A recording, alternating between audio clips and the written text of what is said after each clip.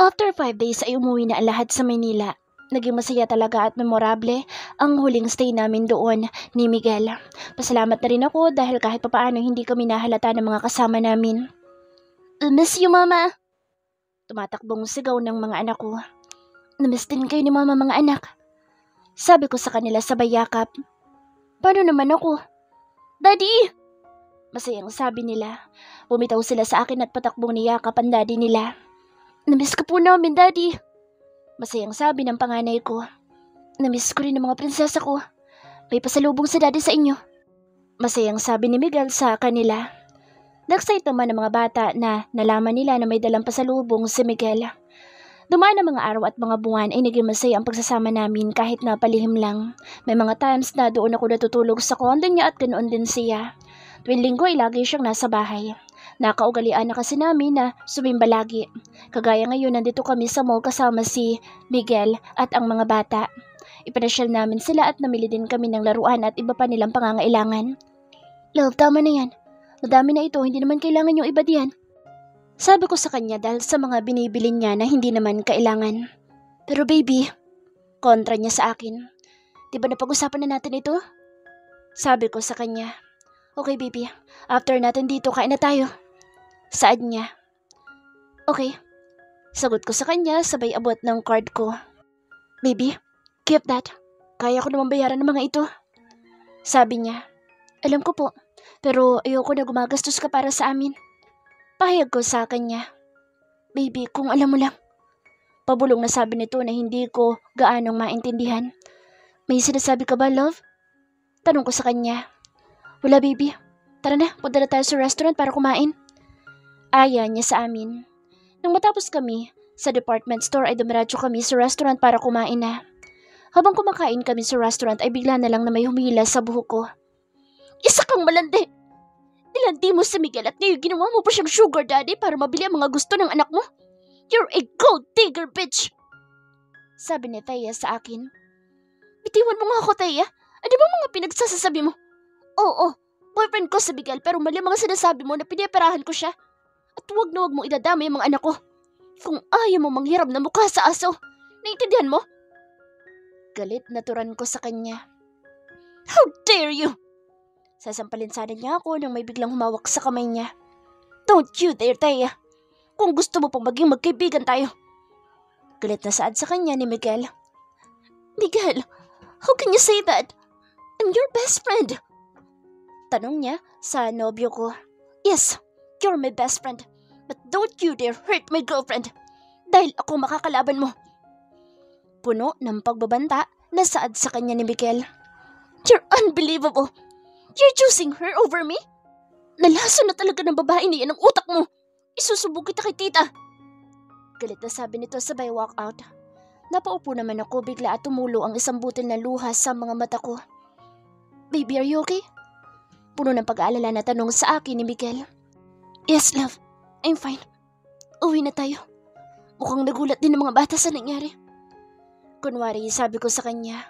Gusto ko itago ang sakit at kahihiyan na nararamdaman ko ngayon. Nagpapasalamat din ako dahil konti lang ang mga tao na nandito. "Okay, baby. Let's go." Malumanay na sabi niya. Buong biyahe namin tulala lang ako at hindi ko alam ang gagawin ko. Natatakot ako sa mga mangyayari. "Baby, I need to go. Pinapatawag ako ni Daddy." Paalam niya sa akin. Lumapit ako at niyakap ko siya ng mahigpit. Parang ayoko nang bumitaw sa bisig niya. Hinalikan niya ako ng puno ng pag-iingat. Hindi ko na malaya na tumulo na naman ang luha ko sa hindi ko malaman dahilan. "Babalik ka naman, diba?" Tanong ko sa kanya. "Of course, baby. Babalik ako." Sagot niya sa akin. "Ingat ka sa pagdadrive. I love you." Sabi ko sa kanya bago bumitaw sa yakap niya. "I love you so much, baby." Hilam ang mga mata na sabi niya. Umuwi din agad si Miguel dahil pinatawag ito ng daddy niya. Siguro nakarating na sa kanila ang relasyon namin. Kahit hindi sabihin sa akin ni Miguel ay nararamdaman ko ang pangamba sa puso niya. Ito na yung ikinatatakot ko dahil naging kampante at masaya kami nitong nakaraang mga araw. Marami mga hindi magandang mangyayari kung sakali. Sana'y okay lang ang lahat, love. Kausap ko sa larawan namin na nasa side table. Naiisip ko ang mommy niya dahil alam ko na ayaw niya sa akin at mas gugustuhin niya sa Thea kaysa sa akin. Sino ba naman ako? Wala akong maipagmamalaki. Dumadagdag pa sa iniisip ko dahil simula kanina hindi pa siya nagpaparamdam sa akin. Lalo na ngayon na masama na naman ang pakiramdam ko at ilang araw na akong nahihilo. Pinipilit ko pa rin na pumasok dahil kailangan ko at ayoko din na umasa sa kanya. Gusto ko na ako ang mismong kakayod para sa mga anak ko. Sumapit na ang gabi pero hindi pa rin ito tumawag sa akin kaya ako na talaga ang tumawag sa kanya. Ring lang ng ring ang phone niya at hindi niya sinasagot. Miguel, magparamdam ka naman sa akin. Nakatulugan ko na lang ang paghihintay sa tawag niya sa akin pero wala pa rin kahit na isa. Pagkagising sa umaga ay nag-asikaso ako ng mga kailangan ng anak ko bago pumasok sa office. Buong araw siyang wala kaya nababahala na talaga ako. Ano kaya nangyari sa kanya? Sinubukan ko ulit na tumawag pero ring lang ng ring hanggang sa may sumagot. Hello? Kylie? Miguel is still sleeping. You know naman, napagod kasi siya kagabi kaya huwag ka nang tumawag o magpapakita sa kanya. Dahil magpapakasal na kami. Bye! Sabay, tawa nito at pinatayan na ako ng tawag. Ako naman hindi makapaniwala sa mga narinig. Nag-unahang pumatak ang mga luha sa mga mata ko. Kailangan ko pa rin siyang makausap para malaman ko ang totoo. Miss Perez, tawag sa akin ni Miss Cruz na head ng HR department. Yes po, ma'am. Sagot ko sa kanya. I would like to inform you that you're not longer Mr. Bravo's secretary. Meron ang papalit sa'yo starting tomorrow. At ililipat ka nila bilang encoder. Sad niya sa akin. Po? Tanong ko sa kanya habang naguguluhan ako. Galing mismo ito sa chairman. Ililipat ka sa encoder department. Muling sabi niya sa akin. Nang makaalis ito ay nakatulala lang ako at hindi makapaniwala sa nangyayari ngayon. Mabigat man sa loob ko ay sinimulan ko ng ligpitin na lahat ng gamit ko dito sa office niya at inilipat sa labas. Sisi, ano ba nangyari? Tanong nila sa akin. Guys, hindi ko rin alam. Sagot ko sa kanila. Nandito lang kami para sa'yo. Lagi mo yung tatandaan. Sabi ni Natalie sabay yakap sa akin. Magkakasama kaming umiiyak at nalulungkot pero kahit ako ay hindi ko alam ang nangyayari. Tahimik ako umiiyak dahil para kong basura na itinapon na lang bigla nang walang dahilan at higit sa lahat, hindi niya ako ipinaglaban. Sobrang sakit. Wala akong ibang ginawa kundi ang umiyak ng umiyak dito sa kwarto ko.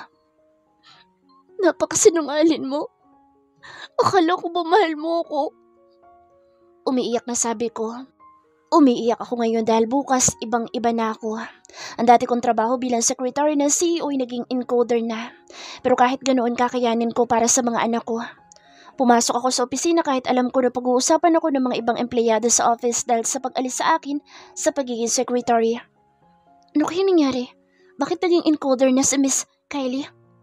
Rinig ko sabi ng isa sa mga empleyado. Hindi ko rin alam eh. Mabait pa naman siya. Sagot ng isa pang empleyado. Kasalukuyan kasi ako nasa CR kaya naririnig ko sila. Sinimulan ko na ang aking trabaho. Pagdating niya binati siya na lahat kasama na ako doon nang dumaan siya. Nanatili ako nakayuko kahit gusto ko makita ang mukha niya. Pinigilan ko ang sarili ko. Nag-uumpisa na namang manubig ang mga mata ko at nag-unahang pumatak ang mga luha ko sa mata. Aaminin ko na sobra ko nasasaktan ngayon. Ganun na lang ba iyon? Hindi na ba kailangan ng pag-uusap o paliwanag? Buong araw kong ginawa ang trabaho ko. Dumating rin sa taya at dumaan sa harapan ko habang pinupukol ako ng may panginsultong tingin. Lumabas sila na masayang masaya habang ako yung puso ko durog na. Bakit pa ba ako umaasa na mamahalin niya ako at ipaglalaban? Ito yung sinasabi ko na bakit ko pa ba sinubukan na magmahal ulit kung masasaktan lang ako? Araw ng linggo kaya nagsimba kami ng mga bata. Dinalaw ko rin ang namayapa kong asawa. Han, kumusta ka na? Pasensya ka na ngayon lang ulit kami dumalaw sa'yo. Tingnan mo ang mga anak mo, malalaki na sila. Mababait silang bata at matatalino rin. Kausap ko sa puntod niya. Papa, namimiss ka na po namin. Alam niyo po ba may bago kaming daddy? Mabait po siya at mahal din niya kami gaya mo. Kwento ng panganay ko. Pero papa, hindi na siya dumadalaw sa amin eh. Namimiss na nga po namin siya. Sabi din ng bunso ko. Habang nakikinig sa mga anak ko, hindi ko maiwasan na maluha. Paano ko sasabihin sa kanila na wala na silang aasahan sa sinasabi nilang daddy? Anak, magpaalam na kayo kay papa niyo dahil uuwi na tayo. Sabi ko sa kanila. Bye po papa. Sabay nilang sabi. Gabi-gabi na lang umiiyak ako dahil naaalala ko ang mga araw na masaya kami. Isang taon na ako sa Bravo Company at 6 na buwan kami naging magkarelasyon pero ngayon naging estranghero kami sa bawat isa. Lagi kong tinitingnan ang mga larawan namin. Naranasan ko ulit ngayon ang sakit kagaya ng sakit noong nawala ang asawa ko. Naisip ko na hanggang kaya ko pa'y magtatrabaho titiisin ko para ako ay may maidagdag sa ipon. Malapit nang matapos ang klase at gusto kong lumipat sa ibang lugar at doon magsimula ng panibagong buhay. Nagulat ako na may bubuhos sa akin ng tubig. Hindi ko na malaya na nakatulog pala ako. Nang iangat ko ang ulo ko ay mukha ni Thea ang bumungad sa akin. Hindi ka pinapasaho dito para lang matulog. Taas kilay na sabi niya. Sorry po, miss. Hingi ko ng paumanhin sa bayo ko. Napakababa na ng tingin ko sa sarili ko. Hindi rin nakaligtas sa pandinig ko ang bulungan ng mga kasama ko. Yan kasi, tulog sa oras ng trabaho. Lahat ng sinasabi nila ay hindi ko pinapansin. Oras na ng tanghalian kaya sabay kami ni Natalie pero nang maamoy kong ulam niya ay nainis ako dahil ang baho nito. Nat, di ba panis yung ulam mo? Bakit ang baho? Tanong ko sa kanya. Hindi naman sisi. Bakit may naamoy ka bang panis? Kasi ako wala naman. Sabi niya sa akin. Bigla akong kinabahan. Ano bang nangyayari sa akin? May sakit na ba ako? Hindi ako pwede magkasakit dahil kailangan ko ng trabaho para sa mga anak ko. Hapon at palabas ako ng building na may lumapit sa akin na lalaki. Miss Perez, may gusto ko mausap sa'yo. Sabi nito sa akin. Sino po kuya? Tanong ko rito. Malalaman niyo rin po. Nasa loob po siya ng cafe. Sumunod po kayo sa akin. Saad nito sa akin. Sumunod naman ako sa kanya at dinala niya ako sa babaeng may edad at napakaganda nito. Miss Perez, have a seat. Let me introduce myself. I'm Mrs. Mirabella Bravo, mother of Miguel. Pakilala niya sa akin. Siya pala ang mommy ni Miguel. Kaya pala ang gwapo niya dahil ang ganda ng mommy niya. Kylie Perez po, madam. Pakilala ko sa kanya. Ayoko na magpaligoy-ligoy pa. Hindi kita gusto para sa anak ko. Hindi ka na babagay sa kanya. Ayokong ilagay sa kahihiyan ng pamilya namin. Isang byuda na babae para sa anak ko. Hindi ko siya pinalaki para lang sa'yo. Maraming anak ang mga business partner namin na pwede namin pagpilian at hindi hamak na may class kesa sa'yo. Kung ipipilit ng anak ko, ay hindi kita matatanggap lalo na ang mga anak mo sa pamilya namin. Mawawala ang lahat ng pinaghirapan ng anak ko na dahil sa'yo. Mahabang pahayag niya sa akin. Bawat salita na lumalabas sa bibig niya, ang lahat ng yun ay sakitan dulot sa puso ko. Alam ko po na hindi ako nababagay sa anak niyo. Hindi ako kasing ganda at kasing yaman ng iba. Higit sa lahat may mga anak na ako. Bigyan niyo po sana ako ng 1 buwan pa. Pagkatapos po ng 1 buwan ay hindi niyo na po ako makikita. Saad ko sa kanya. Inilapag niya ang tsaka sa mesa. Siguro naman ay sapat na yan para tumupad ka sa usapan natin. Walang prenong sabi niya sa akin. Biglang uminit ang ulo ko sa mga narinig ko sa kanya. Hindi po ako tumatanggap ng pera at hindi po ako mukhang pera. Kaya kong buhayin ng mga anak ko. Hindi niyo kayang bilhin ang pagkatao ko. Huwag po kayong mag-alala dahil lalayuan ko ang anak niyo. Bigyan niyo lang ako ng 1 buwan. May himig ng galit sa boses ko bago ako lumabas sa cafe. Mabilis akong pumara ng jeep. Doon na nagsimulang magsipatakan ng mga luha na kanina ko pa pinipigilan. Agad ko rin naman pinupunasan dahil nakakahiya naman kung dito ko iiyak ng iiyak. Sa bawat araw na nagdaan pamanhid na ako ng pamanhid. Hindi ko na alam kung paano ngumiti. Nababahala na mga kaibigan ko dahil lagi na lang daw akong tulala. Sissy, feel free to share your problem. Nandito lang kami para sa'yo. Sabi ni Trina sa akin. Thank you. Sabi ko sa kanya sabay ngiti ng pilit. Wala akong pinagsabihan kahit nasa tita ko. Alam ko na kahit hindi ko sabihin alam na niya ang nangyayari sa akin. Napag-usapan na rin namin na umuwi sa probinsya para doon na tumira. Wala pa naman kaming formal na paghihiwalay pero sa nangyayari ngayon alam ko na hiwalay na kami. Nakaayos na ang lahat at bukas na ang alis ko. Nagpasa na rin ako ng resignation letter ko. Nagpaalam na din ako sa mga kaibigan ko at nag-iyakan pa kami. Ngayon pa lang ay mamimiss ko na sila. Ganon din ang buhay dito sa Maynila. Pero kung hindi ko ito gagawin, malulugmok lang ako at hindi na makababangon pang muli. Nagtext ako sa kanya dahil gusto ko siyang makausap kahit sa huling sandali man lang pero hindi siya dumating. Kaya pumunta ako kay Rico para ibigay ang sulat na ginawa ko para sa kanya. Good evening po, sir. Nandyan po ba si Chief? Tanong ko kay mamang pulis. Ikaw pala, Miss Ganda. Nasa opisina niya. Saglit at ipapaalam ko na nandito ka. Saad niya sa akin. Maraming salamat po. Sabi ko. Miss Ganda, pasok ka na. Sabi ni Chief. Maraming salamat po ulit. Naglakad na ako palapit sa opisina ni Rico. Good evening, Chief. Bati ko sa kanya. Hey Kylie, good evening. Napadalo ka, may problema ba? Tanong niya sa akin. Ngumiti ako ng mapait sa kanya sabay bigay ng sulat na ginawa ko.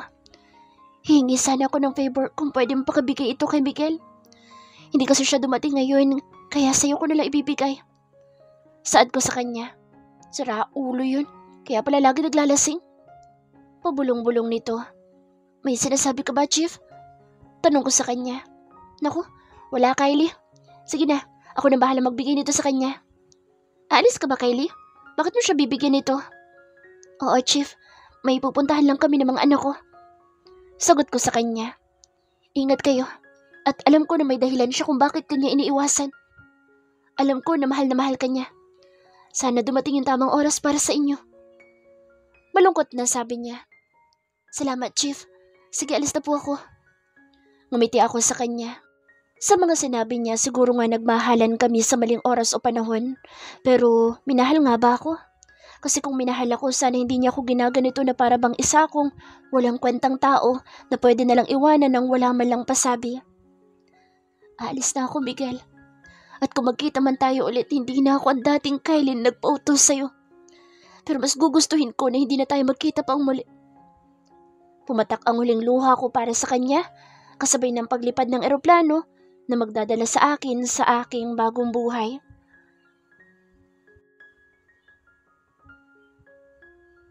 Isang buwan ng pariwara ang buhay ko. Nagagalit ako sa sarili ko dahil hindi ko siya ipinaglaban. Gabi-gabi nasa bar ako para magpakalasing at para makatulog ako. Lumayo ako sa kanya para maging ligtas siya. Ayaw sa kanya ng mga magulang ko at pinagbantaan nila ako. Isa akong malaking duwag. Lagi ko silang iniisip ng mga bata kahit alam ko na masasaktan ko sila, ginawa ko para sa kanila. Nabalitaan ko rin na nag-resign siya. Inaasahan ko na iyon lalo na't nakikita ko siyang nasasaktan. Nais ko siyang yakapin at halikan. Punasan ang bawat luha niya pero hindi ko magawa. Naisip ko na hindi ako nararapat sa kanya. Isang gabi may natanggap ako mensahe mula sa kanya na magkikita kami. Pumunta ako pero hindi ko na siya naabutan pa dahil sobrang traffic at huli na ako ng 2 oras. Kung minamalas ka nga naman. Inis na sigaw ko, kaya umuwi na lang ako. Kinaumagahan ay pumasok ulit ako sa office at wala na siya doon sa dati niyang table. I miss you, baby. Ani ko sa isipan. Habang nagtatrabaho ako ay nakatanggap ako ng tawag galing kay Rico. Hello, Rick?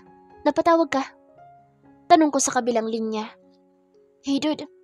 If you have time, after work, daan ka dito sa presinto, may bibigay ako sa'yo. Hindi kasi ako makapunta dyan dahil marami akong tinatrabaho ngayon. Sabi ng kaibigan ko. Okay, dude. I'll go there later. Thank you. Bye. Sagot ko sa kanya bago ibaba ang tawag. Naging busy ako maghapon at nang uwian ay pumunta muna ako kay Rico. Hey, dude. Kumusta? Tanong niya sa akin. I'm fine, dude. Ano pala yung bibigay mo sa akin? Tanong ko sa kanya. Here, dude. Pumunta pala dito si Kylie kagabi. Dinaan niya yan dahil hindi ka raw sumipot sa kanya. Sabi niya, I went there, but she's not there. Nakauwi na yata siya kaya umuwi na ako. Late kasi ako dahil sobrang traffic. Sabi ko sa kanya habang ang tingin ay nasa envelope na hawak niya. Okay, dude. Ikaw na lang ang tumingin dahil tingin ko'y mahalaga yan. At ang alam ko, aalis sila. Saan niya? What? Nagulat ako sa narinig ko. Bakit hindi mo agad sinabi sa akin, dude? Inis na sabi ko sa kanya. Sorry, dude. Nakalimutan ko dahil sa dami na ginagawa ko kanina. Nakita ko lang kanina pagbukas ko ng drawer ko. Sorry talaga. Paliwanag niya sa akin. Okay, dude. Aalis na ako. Baka maabutan ko pa siya. Hindi niya ako pwedeng iwan. Sabi ko dito habang nagmamadaling nilisan ng presinto. Pumunta ako agad sa bahay nila para akong pinagbagsakan ng langit nang wala na akong nadatnan sa bahay nila. Nakalok na ito at ang sabi ng kapitbahay nila ay kanina pa daw tanghali sila umalis. Hindi ko rin mapigilang umiyak dahil sa sobrang sakit ng nararamdaman ko. Wala na akong choice kundi umuwi sa kondo ko. Pumasok ako sa kwarto, tinitigan ko ang frame na may picture namin kasama ang mga bata. I'm sorry, baby.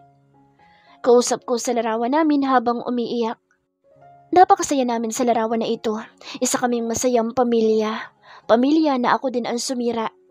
Napadako ang tingin ko sa sobre na ibinigay niya kay Rico. Binuksan ko ito at isa pala itong sulat. Sinimulan ko itong basahin. Hi Miguel, kumusta ka? Sana'y okay ka lang. Isang buwan na rin simula nung huli natin pag-uusap.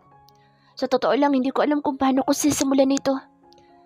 Salamat dahil sa maiksing panahon na pasaya mo ang puso ko at ang buhay ko. Masaya ako na tinanggap mo ako at ang mga anak ko sa buhay mo. Mahirap ang tanggapin pero hanggang dito na lang tayo. Siguro hindi sapat ang pagmamahal ko sa'yo para ipaglaban mo ako. Nasasaktan ako kasi para mo kong ginawang basura na basta mo nalang itapon ng walang kahit na anong paliwanag. Sana kinausap mo ako. Sana kahit ayaw mo na sa akin, sinabi mo para hindi ako umasa na babalikan mo pa ako. Hindi ko alam kung ano nangyayari pero isa lang ang alam ko, na ayaw ng pamilya mo sa akin. Wala akong yaman na may pagmamalaki sa'yo. Hindi ako kasing ganda ng iba at higit sa lahat may sabit ako dahil may mga anak ako. Ang dami kong tanong sa sarili ko. Saan ba ako nagkulang sa'yo? Bakit mo ako sinaktan ng ganito? Sa loob ng isang buwan, naalala mo man lang ba ako? O baka mas gusto mo sa piling ni Thea na narealize mo na mas masaya ka pala sa kanya? Hindi na lang sana kita nakilala dahil ang makilala ka at pinapasok ka sa buhay kong pinakamaling ginawa ko. Sana dumating ang babae na para sa'yo, na kayang ibigay lahat sa'yo ang siyang nababagay sa'yo. Ipagdadasal kong kaligayahan mo. Maging masaya ka. At kung magkita man tayo muli, ituring mo ako na hindi mo kilala. Kasi ganun din ako. At kung nababasa mo ito, asahan mo na lalayo na ako at hindi na magpapakita sa iyong muli. Ituturing ko na isang panaginip ang lahat ng alaala natin. Akala ko sasaya na ako pero mali ako. Dahil ang totoo, hindi ikaw para sa akin. Haharapin namin ang buhay na sana ay kasama ka pero ngayon ay kami na lang muna. Bago ko tapusin ang sulat na ito, itatanong ko sa'yo kung mahal mo ba ako? O mas maganda sabihin na, minahal mo ba talaga ako? Mahal na mahal kita eh. Pero need ko nang tumigil dahil mahirap lumaban ng mag-isa. Maraming salamat kahit sa maikling sandali binuo mo ko. Binuo mo pagkatapos ay winasak din. Kylie. Habang binabasa ko ang sulat ni Kylie, hindi ko maiwasang umiyak. Bawat salita ay tagos sa puso ko. Napakasama akong tao at higit sa lahat wala akong kwenta. Siguro nga hindi niya ako deserve. I love her so much at ginawa ko ang lahat ng ito para sa kanya. Sa kanila. Sana pag nagkita tayong muli ay pwede pa tayo. Dahil sisimulan ko nang ayusin ang sarili ko para kapag makita kitang muli, wala nang kahit na sino na pwedeng humadlang sa atin. At kahit anong gawin mo, magkikita pa rin tayo dahil ikaw ang kusang hahanap sa akin. Hindi ka makakawala sa akin dahil noon pa man ay akin ka lang. Sorry baby, pero gagawin ko ang lahat maging akin ka lang ulit. Wala sa sariling sabi ko. Kasalukuyan ko inaayos sa mga gamit ko dahil pupunta ako sa US para ayusin ang sarili ko. At sa pagbabalik ko, kukunin kita.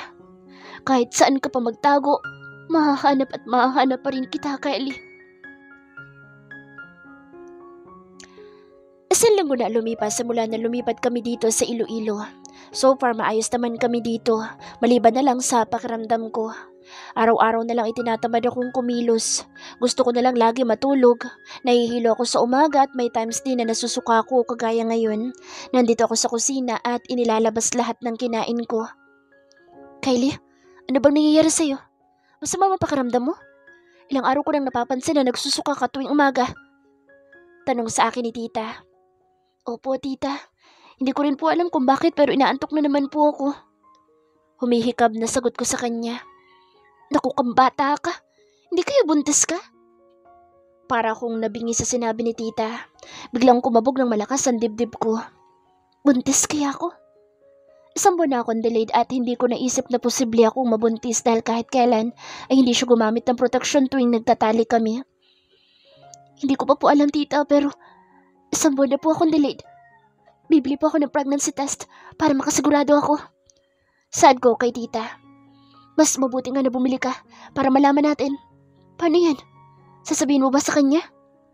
Karapatan niyang malaman, anak, na magkakaroon na kayo ng anak. Malungkot na sabi ni tita. Sasabihin ko rin sa kanya, tita, pero hindi pa sa ngayon. Blessings ito sa akin, tita, na kahit wala siyang ama, imamahalin ko siya kagaya ng pagmamahal ko sa mga ate niya.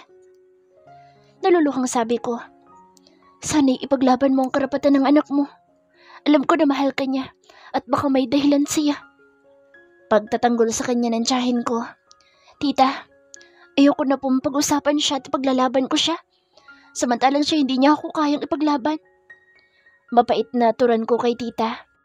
Hindi na nagsalita si tita at napabuntong hininga ito bago lumabas sa kusina. Naiwan naman ako, mag-isa at hindi nakaligtas ang butil na luha na pumatak mula sa mata ko. Kumaari lang ay ayoko nang balikan pa ang nakaraan. Mas gugustuhin ko na umusad para sa mga anak ko. Naligo ako at pagkatapos ay pumunta ako sa botika para bumili ng pregnancy test. Bumili ako ng 3 piraso para makasigurado ako. Nakabili ka na ba, anak? Tanong sa akin ni tita. Opo, tita. Sagot ko sa kanya. Pumasok agad ako sa banyo para isagawa ang test. Kabado man ako ay sabay-sabay kong pinatakan para makita ko rin ang sabay ang resulta. Kinakabahan ako at nanlalamig ang daliri ko sa paa. Parang hindi ko kayang tingnan ang resulta. Ang tagal ko bago silipin ang resulta at nang tingnan ko'y bumuhos ang luha ko. Thank you po sa blessing. Pasasalamat ko sa taas. Positive ang lahat ng result. Hindi ko man alam kung ano ang gagawin ko pero ang luha na lumalabas sa mga mata ko ay luha ng kasiyahan. Kylie? Ano nangyari? Bakit ka umiiyak? Tanong sa akin ni tita. Tita, positive po. Umiiyak na sabi ko sa kanya. Anak, kaya natin ito. Nandito si tita para sa'yo. Umiiyak din na sabi ni tita sa akin. Tita. Nakayakap ako sa kanya habang patuloy na umiiyak. Tahan na, anak. Kaya natin ito. Nagawa mo na ito noon. Alam ko magagawa mo ulit ngayon. Pagpapatahan sa akin ng tita ko. Kung hindi man siya para sa akin, maswerte ako dahil may iniwan siyang alaala sa akin. Oo, may bahagi ng sarili ko ang ayoko na siyang makita at may galit ako sa kanya pero nagpapasalamat pa rin ako sa ibinigay niyang regalo. Kung paano ko siya minahal, mas higit kong mamahalin ng anak ko. Ayoko na maranasan ng anak ko na hindi mahalin ng kanyang ina nang dahil sa kasalanan ng ama. Ayoko na maranasan niya ang nangyari sa akin. Ang iwan ng ina dahil hindi niya ako matanggap dahil bunga ako ng pagkakasala. Masakit na walang ina na kinagisnan pero masaya ako sa kabila ng lahat dahil nandyan si Tita Nene para mahalin ako at alagaan. Kahit na nagkaroon na ako ng mga anak ay palagi siyang nasa tabi ko. Anak, kailangan natin pumunta sa doktor para malaman na lagay na baby mo. Saad ni tita. Opo, tita. Bukas pupunta ako. Magtatanong muna ako kay Bea kung may alam siya na pwede kong puntahan. Sagot ko sa kanya. Sige at mainam pa dahil siya nakakaalam kung saan may mga magagandang ospital dito. Pagsang-ayon ni tita sa sinabi ko. Bukas na bukas din ipupunta ako sa OB-GYN para magpa-check up. Lumabas ako ng bahay at pumunta sa kabila. Si Bea ay kapitbahay ko na napakabait. Siya ang unang naging kakilala ko. Masipag ito't nagtitinda siya ng mga kung ano-ano na pwedeng pagkakitaan. Bea! Tawag ko sa kanya. Ate Kylie! Masaya na sagot niya sa akin. May itatanong sana ako sa'yo.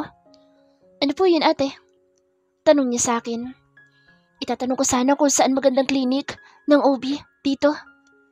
Tanong ko sa kanya. Sinong buntis, ate? Nagtatakang tanong niya. Ngumiti ako sa kanya para iparating ang sagot ko. Wow, ate, buntis ka? Nagulat na sabi nito habang nakatakip ang kamay niya sa bibig niya. Oo. Masayang sagot ko sa kanya. Kailan tayo pupunta, ate? Masayang tanong niya. Naku, ako na lang ang pupunta. Maabala pa kita. Ibigay mo na lang sa akin ang address at ako nang pupunta doon. Sabi ko sa kanya. Pero okay lang naman, ate, na samahan kita. Saad niya. Thank you, Bea, pero pwede ba na ako muna mag-isang pumunta? Sabi ko sa kanya kasi gusto ko talaga na ako lang muna pupunta doon. Ganun po ba, ate? Sige po, pero sa susunod ay sasama na ako, ha? Nakangiting sabi nito na may halong lungkot. Oo, sa susunod magpapasama na talaga ako. Ani ko sa kanya. Ibinigay niya sa akin ang address at bukas ay bala kong agahan ng pagpunta. Nagpaalam na ako sa kanya na uuwi na ako. Maraming salamat ulit, Bea. Uwi na ako. Paalam ko dito. Sige po ate, ihahatid ko na lang po ang ulam mamaya kasi nagluluto pa po ako. Sagot niya sa akin. Sige, maraming salamat ulit. Ganito lagi ang nangyayari sa amin. Sa loob ng 1 linggong mahigit ko dito ay palagi kami nagpapalitan ng ulam.